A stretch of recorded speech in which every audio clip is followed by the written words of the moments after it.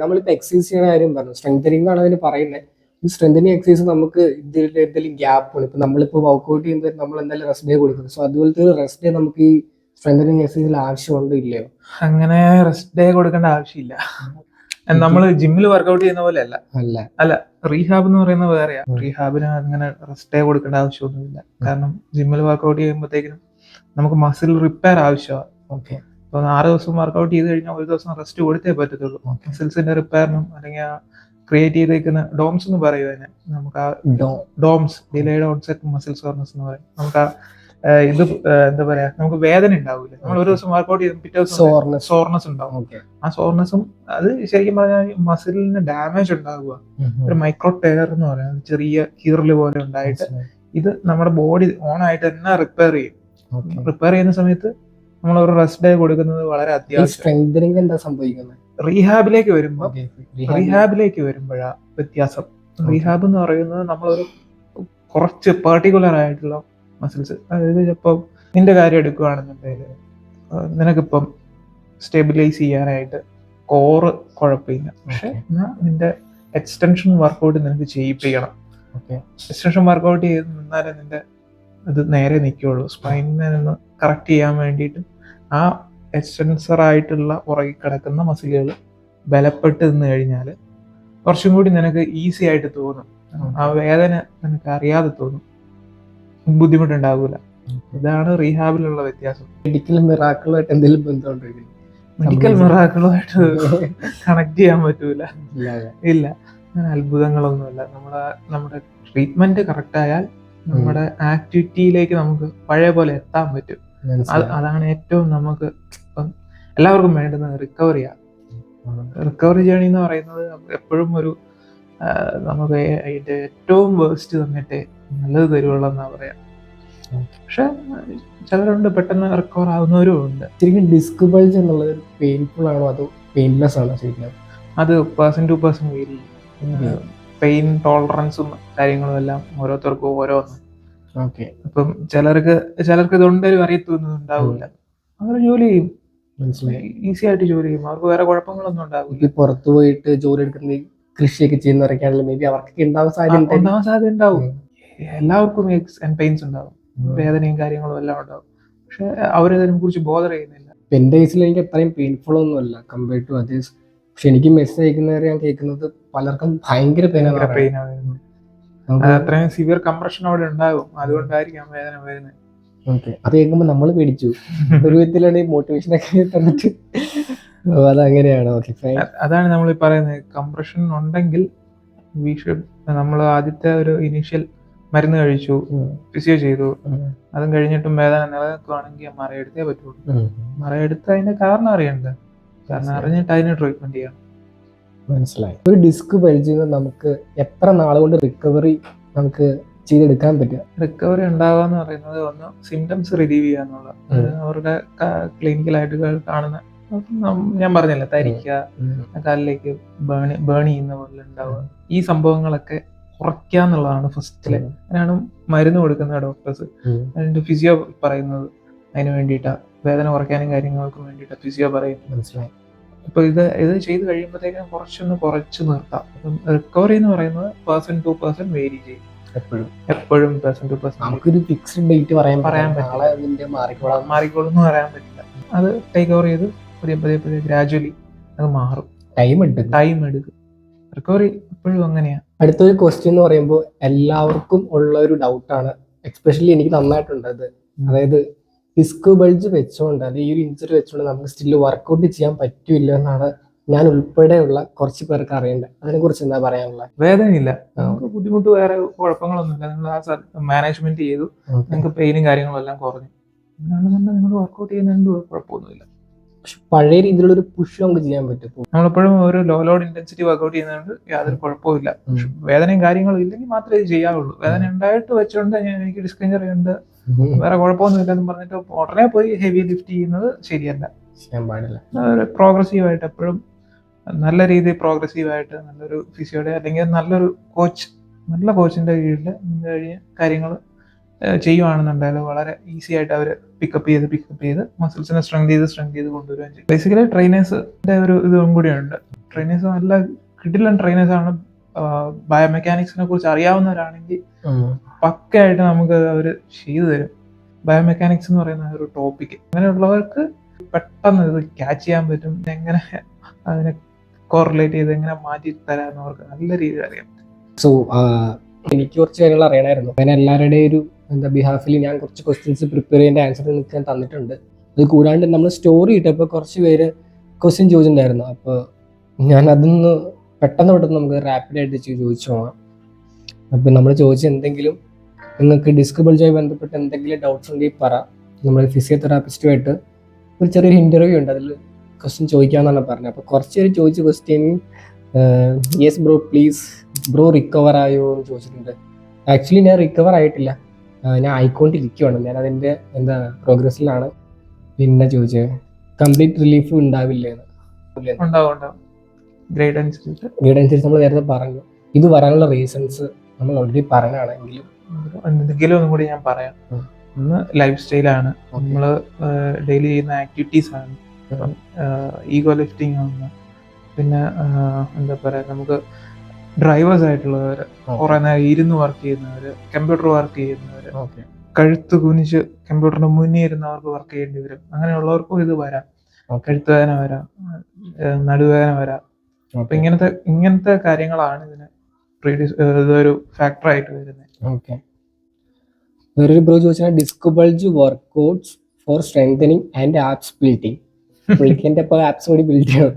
So അതിനെക്കുറിച്ച് എന്താ പറയാനുള്ളത്? ഡിസ്ക് ബൾജ് എക്സസൈസ് അത് ഒരിക്കലും നമുക്ക് അങ്ങനെ പറഞ്ഞു കൊടുക്കാൻ പറ്റത്തില്ല. നെക്സ്റ്റ്, ബ്രോയ്ക്ക് വർക്കൗട്ട് കാരണം പറ്റിയ ഇഞ്ചുറി ആണോ യു ഫോളോവർ? എനിക്ക് വർക്കൗട്ട് കാരണം പറ്റിയ ഇഞ്ചുറി ആണെന്നത് കംപ്ലീറ്റ്ലി പറയാൻ പറ്റില്ല. കാരണം ഞാൻ ഓൾറെഡി ഇത് മെൻഷൻ ചെയ്തിട്ടുണ്ടായിരുന്നു. ഞാൻ ഷെഫായിട്ട് വർക്ക് ചെയ്യുമായിരുന്നു. അതിന് മുമ്പ് ഞാൻ ഡാൻസ് കളിക്കുമായിരുന്നു. അപ്പോൾ എൻ്റെ ലിഗമെന്റ് പൊട്ടി, അങ്ങനെ വെയിറ്റ് ബാലൻസ് ചെയ്യാൻ പറ്റാത്തൊരു പ്രോബ്ലം ഉണ്ടായിരുന്നു. സോ അതൊരു കാരണമാണ്. ദ സെയിം ടൈം ഞാൻ ഷെഫായിട്ട് വർക്ക് ചെയ്യുന്ന സമയത്ത് എനിക്ക് അവിടെ അത്യാവശ്യം നന്നായിട്ട് വെയിറ്റ് എടുക്കേണ്ട ഒരു സാഹചര്യം ഉണ്ടായിരുന്നു. അതിൻ്റെ ഒപ്പം ഞാൻ വർക്കൗട്ട് സ്റ്റാർട്ട് ചെയ്ത ആ സമയത്ത് അപ്പോൾ ഈ മൂന്നും കൂടി ഒരുമിച്ച് വന്നു. പോരാതിന് നിൽക്കണമായിരുന്നു. ഷെഫിൻ്റെ പരിപാടി എന്ന് പറയുമ്പോൾ 14 hours 15 hours 12 hours ഒക്കെ നിൽക്കും. ഇതും 4 കമ്പയർ ചെയ്ത് വന്നപ്പോഴത്തേനും മേ ബി അതായിരിക്കാമെന്നാണ് ഞാൻ ഫൈനലൈസ് ചെയ്യുന്നത്. അതായിരിക്കില്ലേ? Recently I have been suffering from this problem. Can you share the details about this issue as it's been a roller? നമ്മൾ ഓൾറെഡി ഇതിനെ കുറിച്ച് പറഞ്ഞിട്ടുണ്ട്, തുടക്കത്തിൽ പറഞ്ഞിട്ടുണ്ട്. ബ്രോ ഇപ്പം എങ്ങനെയുണ്ട്? എല്ലാം ഓക്കെ ആയോ? ഓക്കെ ആയിട്ടില്ല, ഓക്കെ ആയിക്കൊണ്ടിരിക്കുകയാണ്. Do A video weight lift ചെയ്തപ്പോൾ ഉണ്ടായതാണോ? വെയിറ്റ് ലിഫ്റ്റ് ചെയ്തപ്പോൾ ഉണ്ടായതാണ്, പക്ഷെ അത് ജിമ്മിലെ വെയിറ്റ് അല്ല. Bro hi bro, disc bulge വന്നു കഴിഞ്ഞാൽ അതിനുള്ള സർജറി കഴിഞ്ഞാലും ബ്രോ DM ഓക്കെ പുള്ളി DM അയച്ചിട്ടുണ്ടെന്നാ പറഞ്ഞത്. ഹായ് ആനന്ദ് ബ്രോ, ഞാൻ പാലക്കാട് നിന്നാണ്. എൻ്റെ പേര് അഭിജിത്ത് എന്നാണ്. നമ്മൾ ഏകദേശം സെയിം ഏജ് ആണെന്ന് വിചാരിക്കുന്നു. ഇപ്പോൾ ഡിസ്ക് ബൾജ് വന്നാൽ നമുക്ക് ആഫ്റ്റർ എഫക്റ്റ് നമുക്കത് വീണ്ടും വരാനുള്ള ചാൻസ് കൂടുതലല്ലേ? അതോ ഇപ്പോൾ സർജറി ഒക്കെ കഴിഞ്ഞാൽ തന്നെ അത് കംപ്ലീറ്റ്ലി ഒരിക്കലും നമുക്കത് മാറത്തില്ല. എന്നിരുന്നാൽ പോലും നമുക്ക് ഹൈ ഇന്റൻസിറ്റി ആയിട്ട് ഒരുപാട് ലോഡ് ഇട്ട് വർക്കൗട്ട് ചെയ്യാനാണെങ്കിലും നമുക്കത് അതിന് സാധിക്കും. അതായത് ഡോക്ടേഴ്സിന് എന്താ പറയാ, ഡോക്ടേഴ്സ് പറയണേ ഇപ്പോ നിങ്ങളിപ്പോ ഒരുപാട് വർക്കൗട്ട് ചെയ്യാൻ പറ്റുമെന്ന് പറയുന്നു. സോ നമ്മൾ വർക്കൗട്ട് ചെയ്തിട്ട് വീണ്ടും അത് വന്നു കഴിഞ്ഞാൽ അത് വീണ്ടും ഒരു പ്രശ്നമല്ലേ? ഇപ്പൊ ഏസിൽ ഞാൻ ആസ് എ ഫുട്ബോൾ പ്ലെയർ, ഞാനൊരു ഫുട്ബോൾ പ്ലെയർ ആണ്. സോ എനിക്ക് ലിഗമെന്റ് ഇഞ്ചുറി ഉണ്ട്, അതായത് നമ്മുടെ ഫുട്ടിന്റെ അവിടെ. സോ അത് വീണ്ടും വരാൻ ചാൻസ് ഉണ്ടെന്നൊക്കെയാണ് അവർ പറയുന്നത്. സോ എനിക്ക് അതിനുശേഷം ഇതുവരെ വന്നിട്ടില്ല. അതുപോലെ ഡോക്ടേഴ്സിന് നിങ്ങൾക്ക് വർക്കൗട്ട് ചെയ്യാൻ പറഞ്ഞാലും ചിലപ്പോൾ അത് വരാൻ ചാൻസ് ഉണ്ടല്ലോ. അപ്പോ അതിന് ഏകദേശം അതിനുശേഷം നമ്മളിപ്പോ സർജറി ഒക്കെ കഴിഞ്ഞ് ഏകദേശം അപ്രോക്സിമേറ്റ്ലി എത്ര എക്സ്പെൻസ് ആവും ഇപ്പോ സർജറി ചെയ്യാനാണെങ്കിൽ പോലും? പറഞ്ഞ വെച്ചിട്ട് സർജറി കഴിഞ്ഞാലും വർക്കൗട്ട് ചെയ്യാന്നുള്ളതാണ് പുള്ളിയുടെ ആദ്യത്തെ കൺസേൺ. അപ്പം സർജറി കഴിഞ്ഞാലും വർക്കൗട്ട് ചെയ്യാം, പഴയ പോലെ ആവും. സർജറി കഴിഞ്ഞാൽ പിന്നെ നമുക്ക് അവിടെ ആ വിഷയമില്ല. പിന്നെ നമ്മുടെ മസിൽസിനെ സ്ട്രെങ്ത് ചെയ്യാന്നുള്ളതാണ്. സർജറി ആവശ്യമാണോ നോക്കുന്നത് ഗ്രേഡ് അനുസരിച്ച് ഡിപ്പെൻസ്. ചെന്നേറി കൊടുക്കാൻ പറ്റില്ലല്ലോ. ഇല്ല ഗ്രേഡ്സ് നോക്കിയിട്ട് സർജന്റെ ഒപ്പീനിയൻ എന്നാന്ന് നോക്കുക. പൊതുവെ ഇത് ചെയ്യുന്നത് ഓർത്തോ അല്ലെങ്കിൽ ന്യൂറോ സർജറി വിഭാഗത്തിൽപ്പെട്ടവരോ അല്ലെങ്കിൽ സ്പൈനിന്റെ തന്നെ സ്പെഷ്യലിസ്റ്റ് ആയിട്ടുള്ള സർജൻസ് ഉണ്ട്. ഷോർ അമൃത മെഡിക്കൽ ട്രസ്റ്റ് അങ്ങനെ ഒരുവിധപ്പെട്ട എല്ലാ ഹോസ്പിറ്റൽസും ഉണ്ട്. ഇപ്പം നമുക്കിപ്പം മെഡിക്കൽ കോളേജസിലൊക്കെ ചെല്ലുവാണെന്നുണ്ടെങ്കിൽ നമുക്ക് ഡിലേ ആയിരിക്കും, ടൈമിങ് ഭയങ്കര. ഇപ്പം കുറെ ആപ്പാടെ 1, 2, 3 സർജൻസേ ഉണ്ടാവുള്ളൂ. അപ്പം അവരുടെ ഡിമാൻഡ് ഒരുപാട് പേഷ്യൻസ് വരുന്ന അവിടെ നേരം ഒരുപാട് പേഷ്യൻസിന്റെ കുറെ മുന്നോട്ട് കിടപ്പുണ്ടാവും. അപ്പൊ അതും കഴിഞ്ഞിട്ടായിരിക്കും നമുക്ക് സർജിക്കൽ ഇതിനുള്ള സമയം തരാം. ഞങ്ങളുടെ കസിന് കിട്ടിയേക്കുന്ന 5 മാസം കഴിഞ്ഞിട്ടാ കഴുത്തിന് ഇത് വന്നിട്ട് സർജറി പറഞ്ഞേക്കുന്നത് 5 മാസം കഴിഞ്ഞേ ചെയ്യാൻ പറ്റുള്ളൂ. അതുവരെ കോളർ വിട്ടുകൊണ്ടിരിക്കുക എന്ന് പറഞ്ഞാൽ പറ്റത്തില്ല. അപ്പൊ അങ്ങനെയുള്ള സമയത്ത് നമുക്ക് വേറൊരു ഓപ്ഷൻ ചെയ്തേ പറ്റുള്ളൂ. അപ്പൊ അത് കാരണം ഇപ്പം അമൃതയില് ചെയ്യുക.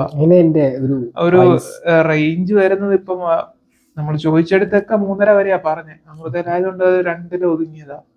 2 ലക്ഷം രൂപയില് പറഞ്ഞേക്കുന്നത്. ടോട്ടൽ എക്സ്പെൻസാ. 5 ഡേയ്സേ ഉള്ളൂ. 5 days stay. First day ICU ആയിരിക്കും, സെക്കൻഡ് ഡേ അത് തൊട്ട് വാർഡിലായിരിക്കും. ഡിപ്പെൻസ്. ഫസ്റ്റ് ഡേ ഡിസ്ചാർജ് സർജന്റെ ഇതനുസരിച്ചിരിക്കും. പിന്നെ നമ്മുടെ കണ്ടീഷൻ എങ്ങനെയാണെന്ന് നമ്മൾ ICU ഇറങ്ങി വരുമ്പോഴത്തേക്കിനും തൊട്ട് നമ്മുടെ ബോഡി എങ്ങനെ റെസ്പോണ്ട് ചെയ്യുന്നു എന്നുള്ളതും കൂടി അനുസരിച്ചിരിക്കും അതിൻ്റെ ഇത്. പിന്നെ ആൾക്ക് ലിഗമെന്റ് ഇഞ്ചുറി ഉണ്ടെന്നല്ലേ പറഞ്ഞു. ACL ഫുട്ടല്ല, നീയാണ്. ACL നീക്കത്തുള്ള പൊതുവെ നമ്മൾ പറയുന്നതെന്ന് വെച്ചാൽ ഈ വളഞ്ഞ അലോയി ഇട്ടിട്ട് നമ്മൾ വണ്ടി ഓടിക്കത്തില്ലേ എന്ന് പറയുന്ന പോലെ ACL ഇല്ലാണ്ട് നമ്മള് ഓടുക ചാടുക എന്തെങ്കിലുമൊക്കെ ചെയ്യുന്നു. എന്നുവെച്ചാൽ നമ്മളത് ACL പോയി കഴിഞ്ഞാൽ പിന്നെ ഓട്ടം ചാട്ടമൊക്കെ തുടങ്ങി കഴിഞ്ഞാൽ നേരെ മെനിസ്കസ് ഡാമേജ് ആവും. മെനിസ്കസ് ഡാമേജ് ആയി കഴിഞ്ഞാൽ പിന്നെ കുറെ നാൾ കഴിയുമ്പോൾ കാർട്ടിലേജിനും കൂടി കിട്ടും. നമ്മളിത് അറിയാതെ പൊയ്ക്കൊണ്ടിരിക്കും. ചിലപ്പോൾ ചിലർക്ക് വേദനയൊന്നും ഉണ്ടാകത്തൊന്നുമില്ല. മെനിസ്കസ് വന്നാൽ ഇത് പെയിൻഫുള്ളാ, നല്ല പെയിനാ. അപ്പം പൊതുവെ ACL മൊത്തം പൊട്ടിപ്പോകുന്നവരോട് പറയാറുള്ളത് സർജറി ചെയ്യുന്നതല്ല. നമുക്ക് കുറച്ച് ആക്റ്റീവായിട്ടുള്ള ഏതൊക്കെ ചെയ്യണമെന്നുണ്ടെങ്കിൽ ചെയ്യുന്നത് തന്നെയാണ്. നമുക്കൊരു എത്രയാ within 9 to 8 months return to spot കളിക്കാൻ പറ്റും. ഇത് സീനാണോ വെച്ചിട്ടുണ്ടെങ്കിൽ ചെറുതായിട്ട് സീനല്ല. ലവ് ചിഹ്നം same to you bro. Disc bulge ഉണ്ടെങ്കിൽ നമുക്ക് ജിമ്മിൽ പോകാൻ പറ്റും. ഓൾറെഡി നമ്മൾ പറഞ്ഞാൽ പറ്റും. L4 L5 ഡിസ്ക് ബൾജ് ആണ്, പഴയ പോലെ ആക്കാൻ പറ്റുമോ? ഗ്രേഡ് അനുസരിച്ചിട്ട് നോക്കേണ്ടി വരും. നമ്മളിത് കൺക്ലൂഡ് ചെയ്യാൻ വേണ്ടി പോവാണ്. എന്തെങ്കിലും എക്സ്ട്രാ ആയിട്ട് പറയാനുണ്ടോ? എക്സ്ട്രാ ആയിട്ട് പറയാനുള്ളത് ചെറിയ കാര്യം വലുതാക്കൊണ്ട് വരരുത്. എപ്പോഴും ചെറിയ ഇതിന് ചെയ്യേണ്ട കാര്യം തൂമ്പാക്കി എടുക്കാൻ പോകരുതെന്നാണ് നമ്മൾ പറയാറ്. അപ്പം ഇപ്പൊ ഒരു ഡിസ്ക് ഇഞ്ചുറി വന്നു, നമ്മൾ ആ ഇഞ്ചുറീനെ ഹീൽ ചെയ്യിപ്പിക്കണം. അതിനൊരു സമയം കൊടുക്കണം. റെസ്റ്റ് ചെയ്യേണ്ട സമയമാണെങ്കിൽ റെസ്റ്റ് ചെയ്തേ പറ്റുള്ളൂ. അപ്പം നമുക്ക് എപ്പോഴും ഓരോരുത്തരോട് പോയിട്ട് നിങ്ങൾ കുറച്ച് ബെൽറ്റ് ഇട്ട് അത് ഇട്ട് ഇരുന്നോളാൻ പറയാൻ പറ്റില്ല. അത് ശരിയല്ല. കാരണം മസിൽസിനെ വീക്കൻ ചെയ്യുന്ന ഒരു പരിപാടിയാണ് കോർസെറ്റ് ഇടുക, ഇതിടുക എന്നൊക്കെ പറയുന്നത്. സോ അതിനോടൊന്നും എനിക്ക് പേഴ്സണലി താല്പര്യമില്ല. പക്ഷെ ചെയ്യേണ്ട സമയങ്ങളുണ്ട്. നമ്മൾ സർജറി കഴിയുമ്പോഴത്തേക്കിനും അത് വെച്ചേ പറ്റുള്ളൂ. അതെന്ന് വെച്ചാൽ സ്റ്റെബിലൈസ് ചെയ്ത് നിർത്തണം, ഇതിനെ പ്രൊട്ടക്ട് ചെയ്യേണ്ടതുണ്ട്. അങ്ങനെയുള്ള സമയങ്ങളിൽ അത് വെക്കണം. അല്ലാതെ വെറുതെ ഇത് എനിക്ക് നടുവേദനയാണ് എന്ന് പറഞ്ഞിട്ട് ഈ സാധനം വലിച്ചു കെട്ടിയിട്ട് ഓരോ പണിക്കായിട്ട് ഇറങ്ങുക, ചെയ്യാതിരിക്കുന്നതാണ് നല്ലത്. ഇതൊക്കെ തന്നെ. എനിക്കൊരു കാര്യം പറയാനുണ്ട്. ചാനൽ സബ്സ്ക്രൈബ് ചെയ്യണം. ഞാനിതൊരു പറഞ്ഞിട്ടില്ല. നിങ്ങൾക്കറിയാം, ഞാൻ ഒരു വീഡിയോയിൽ ഇതുവരെ പറയില്ല. ഫസ്റ്റ് ഞാൻ വെർബലി പറയാൻ വേണ്ടി ചാനൽ സബ്സ്ക്രൈബ് ചെയ്യുക, ബെൽ ബട്ടൺ അടിച്ചോ കുഴപ്പമൊന്നുമില്ല, ലൈക്കും അടിച്ചോ കുഴപ്പമില്ല. അല്ല, ഇദ്ദേഹത്തിന്റെ ബെൽ ബട്ടണും അടിക്കണം, സബ്സ്ക്രൈബും ചെയ്യണം, കമന്റും ചെയ്യണം, എല്ലാം ചെയ്യണം. സോ നിങ്ങൾക്കറിയാം, ഞാനൊരു കോണ്ടന്റ് എന്നുള്ള രീതിയിൽ വരുന്നല്ലേ, ഇത് പേഴ്സണൽ എക്സ്പീരിയൻസ് ആണ് എൻ്റെ. എനിക്ക് അങ്ങനെ ചെയ്യാനാണ് താല്പര്യം. കൂടുതൽ റിയൽ ആയിട്ടുള്ള സംഭവങ്ങൾ നിങ്ങൾക്ക് തരാനാണ് ഞാൻ ഇഷ്ടപ്പെടുന്നത്. ഇതിലും വലിയ വലിയ സംഭവങ്ങൾ വരുന്നുണ്ട്. എനിക്ക് ഇങ്ങനെ ഒരു വള്ളി പറ്റിയപ്പോഴാണ് ഏറ്റവും വലിയ വള്ളിയായിപ്പോയത്. അപ്പം നമ്മളത് സ്റ്റോപ്പ് ചെയ്തില്ല. നമ്മൾ അതിൽ നിങ്ങൾക്ക് എന്ത് തരാൻ പറ്റുമോ എന്നുള്ളൊരു സംഭവമാണ് എനിക്ക് എപ്പോഴും എൻ്റെ മനസ്സിൽ വന്നത്. സോ റിയൽ ആയിട്ടുള്ള സംഭവങ്ങൾ തരാനാണ് ആഗ്രഹിക്കുന്നത്. സോ നിങ്ങൾ സബ്സ്ക്രൈബ് ചെയ്യുക. സബ്സ്ക്രൈബ് ചെയ്താലാണ് നിങ്ങൾക്ക് സാധനങ്ങൾ ഇനിയും കാണാൻ പറ്റുള്ളൂ. സോ അത്രയാണ് എനിക്ക് പറയാനുള്ളൂ. നമ്മളിത് അവസാനിപ്പിക്കുകയാണ്. ഇതുവരെ കണ്ടിരുന്ന എല്ലാവർക്കും thank you so much. By.